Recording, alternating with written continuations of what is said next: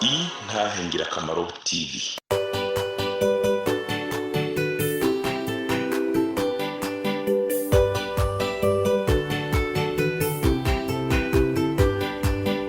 Umwami Yesu arindeze niwatanga amajambo umunyabyaha ngo renguka umva iby'ubugingo atugirira ubuntu akatwiyegereza amajambo meza cyane yo kunera umunezero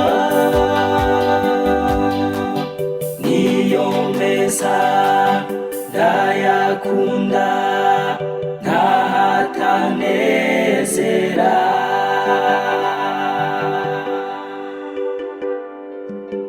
Bakunzi beza b'Intahe Ngirakamaro, n'iteka ntangiye kuba nongeye kubona akaryo keza ko kuganira namwe. Turacaganira ku maherezo ya Mukristokazi mu gice ca 26 na 27. Twaciye tubanza gukubitira mu gice gitabo ca mbere c'ingenzi ahavuga ibya Mukristo, kugira tubanze twumve uko Mukristo yakuwe mu mubiri nuko yambutse. Igice gikurikira ca 28 turasubiye muri ca gitabo cyanditswe mu rurimi rw'ikinyarwanda. Ni igitabo kigira kabiri c'ingenzi havugwamo ibya Mukristokazi. Nizera ko mwabikurikiranye kuva ku ntango kugeza ubu. Turiko turasozera. Abatacyumvise muje kuri YouTube channel yacu yitwa Intahe Ngirakamaro, mwandike Mukristokazi, muzaca mubona ibice uko bikurikirana. Ndanezerewe cyane rero, jewe turi kumwe kuri micro ni Fabrice nimfasha nkuko musanzwe mubimenyereye. Reka nsenge hamace nkomeza Imana mu ijuru imfashe ronke ibibakwiye. Mwami wanje Yesu Kristo, ndagushimiye cyane ko undonkeje kano karyo. Ndakwinginze rero umpe kuvuga ibikwiye kuvugwa kugira abantu bawe baronke ibibakwiye, kandi kugira ngo ntihagire ibyo novuga bidakwiriye kuvugwa canke ibikwiriye kuvugwa ngo ndeke kubivuga. Bana nanje kugira umugeni wawe aronke ibimukwiye. Uzobukoze mbisavye gutyo Mana, mu izina rya Kristo Yesu Umunyenazareti, amen. Imana ibaha umugisha, kandi abatwumviriza muri mu bihugu bitandukanye ndabaramukije.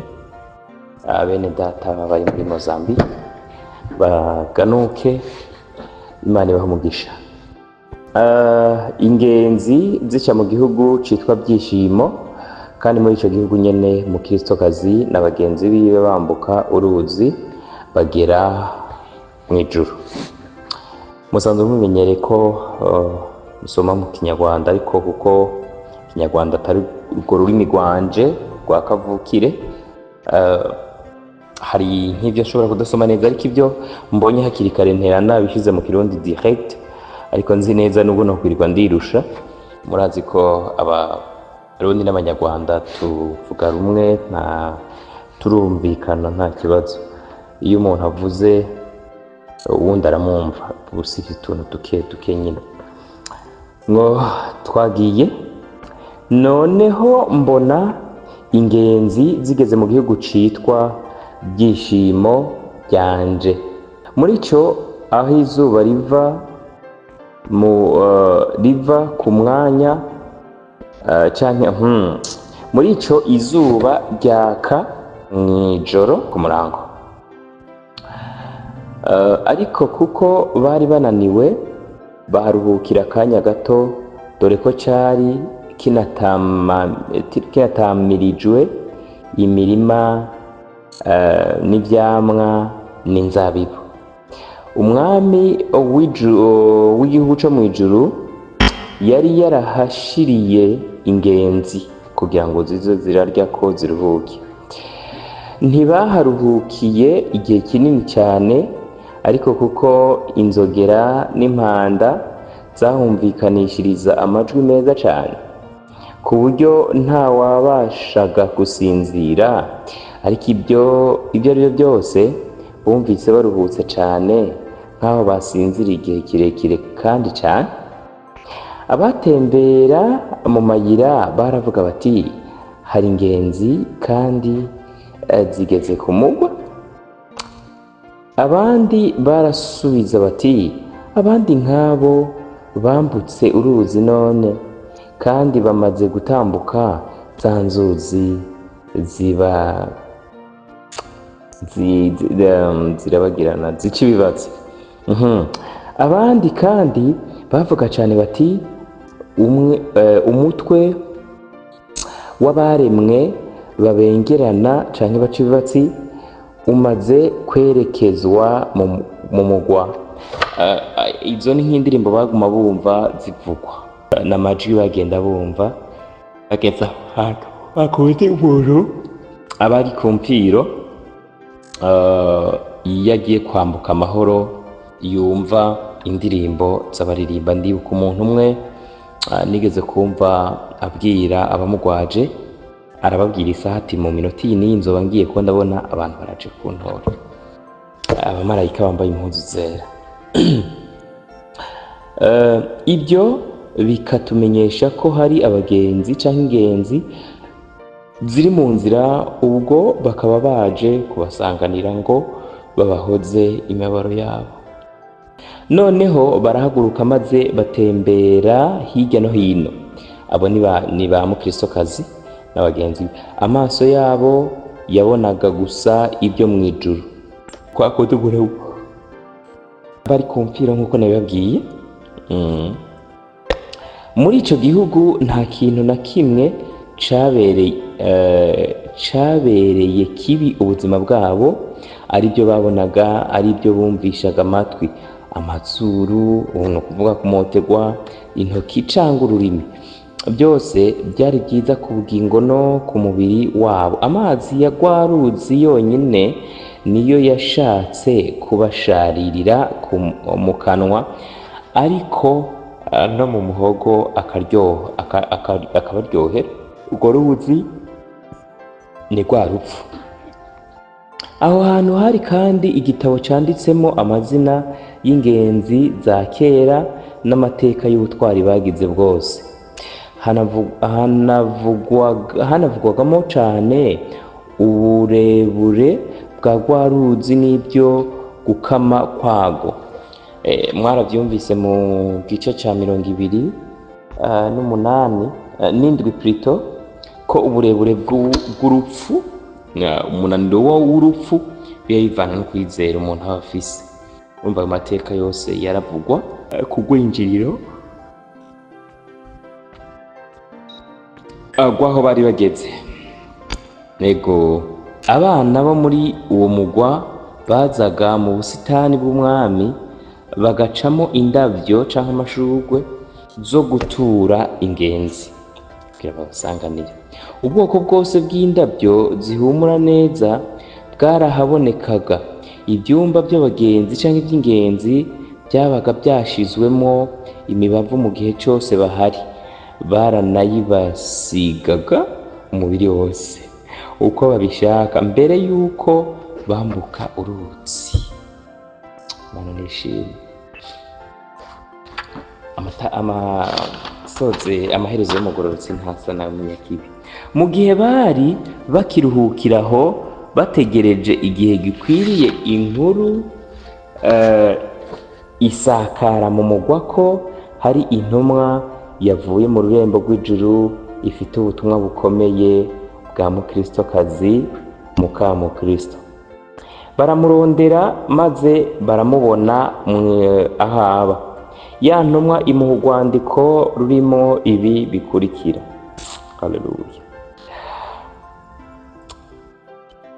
Yari yandikiwe ngo ndakuramutsa ntwari y'umugore, nkuzaniye inkuru ko shobuja aguhamagaye kandi akaba yizeye ko mbere y'iminsi 10 uzamugera imbere wambaye kudapfa.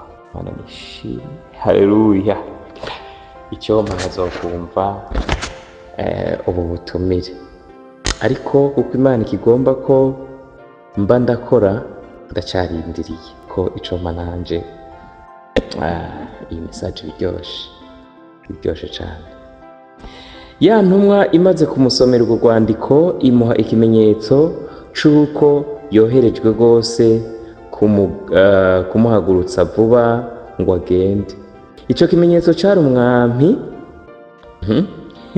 umusyi yari yaratwajwe n'urukundo, maze winjira bitagoye mu mutima wa mukristokazi, urahatunganya neza ku buryo mu gihe cyagenwe yari amaze kwitegura.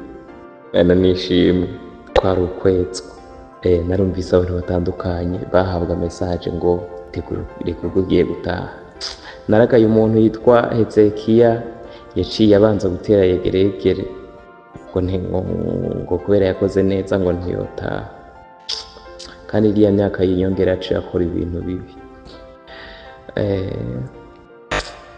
Nyatari ico kimenyetso cari umwami umusyi yari yaratwajwe n'urukundo, maze winjira bitagoye mu mutima wa mukristo, urahatunganya neza ku buryo mu gihe cyagenwe yari amaze kwitegura. Mukristo kaza abonye ko igihe ciwe cageze ko kandi ari we afashwe mbere mu bandi ngo agende, atuma ko Ruzirabwoba wamuherekeza wabo.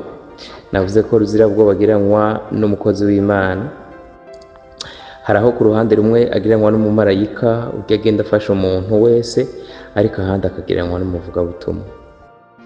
Yego, maze aca mumenyesha ibyabaye byose. Ruzirabwoba nawe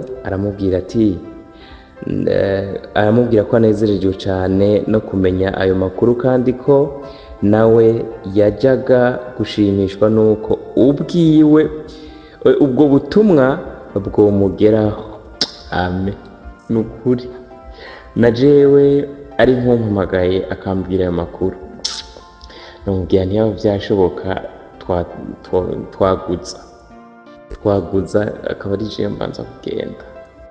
Bene data je ndashaka gutaha mu ijuru nakuri, kuko mwisi nyene tuhaba dukorera umwami, mugabo murazi ko duhura n'ibibazo byinshi, ariko mu ijuru nta kibazo, nta ruzuba, nta ndugumba, nta nzara, nta nyota.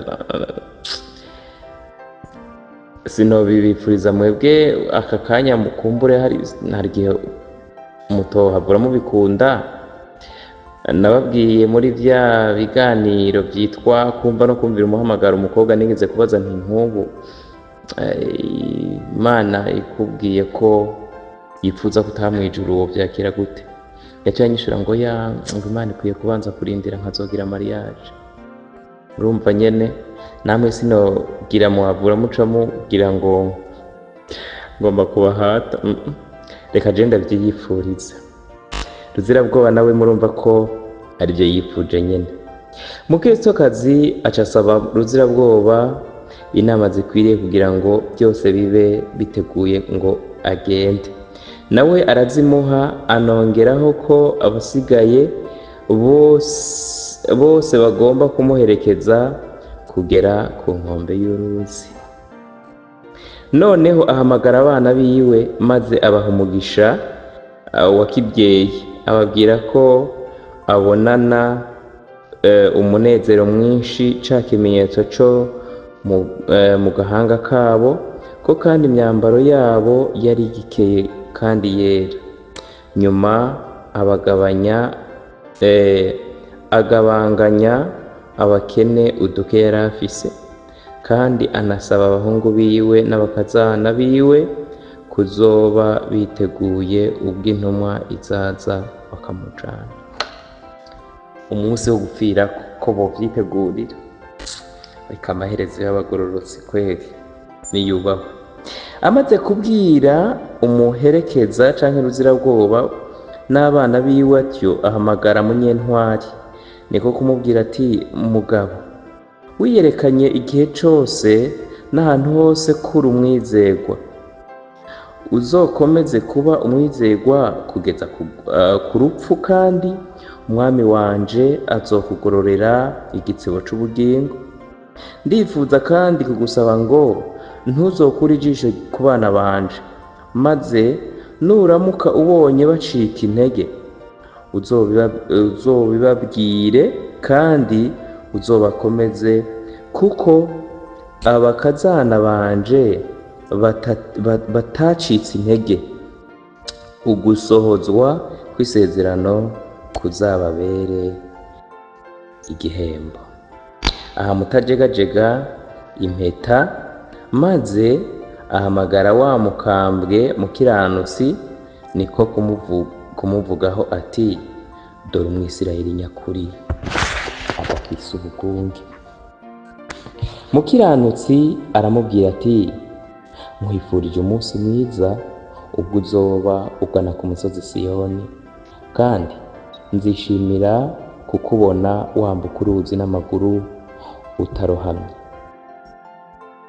Ariko aramusubiza ati, najandama nagira kugenda biranshimishije, uko igihe cangana kose mu rugendo rwanje nziko nzidagadura ninshika nkaruhuka kandi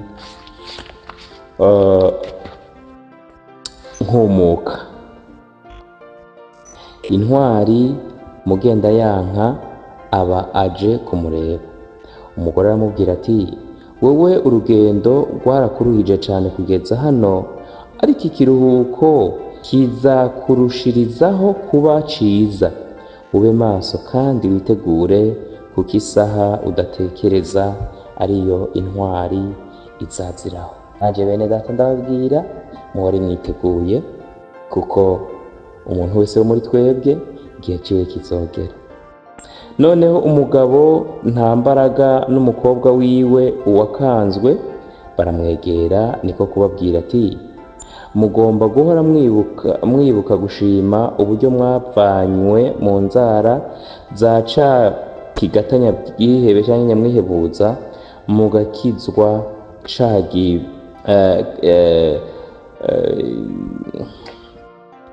ca gihome c'ishidikanyamana. Ubwo buntu mwagiriwe nibwo bwabagejeje hano mu mutekano. Mube maso kandi mwiyame ubwoba, mwiyorosha kandi mwizera kugera ku mpera. Naho ku bwa ntege nke Mukristokazi aravuga ati, ntege nke we, wakuwe mu menyo y'ikigatanya mwica beza, kugira ngo uzobe ibihe bidashira mu rumuri nyabazima, kandi ngo ukomezwe no kureba umwami wawe. Gusa ukwiriye kwihana ataragutumako, ukareka gutinya kwawe no gushidikanya ubugwaneza bwiwe. Naho ubundi gihe yazazira wazasanga umwaragurika mu maso yiwe, canke umaramara ko bisobanura. Umunsi wo kugenda w'umukristokazi uragera. Ico gihe inzira yari yuzuye abantu benshi baje kumusezera bwa nyuma. Ku nkombe yo hakurya y'uruzi hari huzuye amafarasi n'amagare yaturutse mu ijuru ngo amujane amugeze ku muryango w'ijuru. Aragenda maze yinjira mu ruzi amanikiye amaboko bwa nyuma abari bamuherekeje bose. Amagambo ye ya nyuma bumvise naya: ndaje mwami Imana kubana nawe no kugusingiza. Amen. Abana biwe n'inshuti basubira iwabo, kuko babandi bari bategereje Mukristokazi bari bamaze kumurengana. Agenda atyo, maze yinjirira mu muryango, yakiranwa ibirori n'ibyishimo nk'ibyo Mukristo yakirijwe ubwo yinjiraga imbere yiwe. Akigenda abana bararize, naho Ruzirabwoba na Munyentwari bicurangira inanga berekana ibyishimo bafite. Ibyo birangiye, buri wese asubira mu mwanya wiwe. Imana nishimwe. Ngejeje hano, taha nzovuga uwundi yakurikiye muri bamwe bariko baragendana. Imana ibahezagire, murakoze mwebwe mwumvise kino kiganiro nzobakomereza mu gihe cy'icenda ndababwira uko bagenzi ba mukristokazi nabo bavuye mu mubiri. Tuzorangiriza kuri ka gatipe kitwa nta bwenge nyene karangije nabi, kuko nta numwe nipfuriza muri mwebwe ko yorangiza nka nta bwenge. Imana ibahezagire. Dusengere ntahingira akamaro yose. Imana ibahezagire. Mwami Yesu, ndagushimiye ndagukengurukiye ko unshoboje kuvuga kino gice. Nuhabwa icubahiro, uhezagire ntahingira akamaro, uhezagire umuhinga w'ivyuma, kandi uhezagire nabo dukorana bose. Uhezagire n'abantu bose bazokurikirana kino kiganiro, uzobane natwe no mu gice ca 29 mw'izina ryawe gira Kristo Yesu ndabisabye. Ukaba nawe ufise intaye bifuza gutanga cyangwa izindi nyigisho cyangwa ugomba kuduhuza n'ubifise, twandikire kuri ino nimero ya WhatsApp 68 884 981 68 804 981 canke 68 42 14 47 68 42 14 47. Kaze twiteze intahe zivuye muri mwebwe kugira natwe tuzisangiza abandi. Izina rya Yesu rirusheho guhabwa icubahiro. Kaze, Imana ibahezagire. Niyo meza ndayakunda.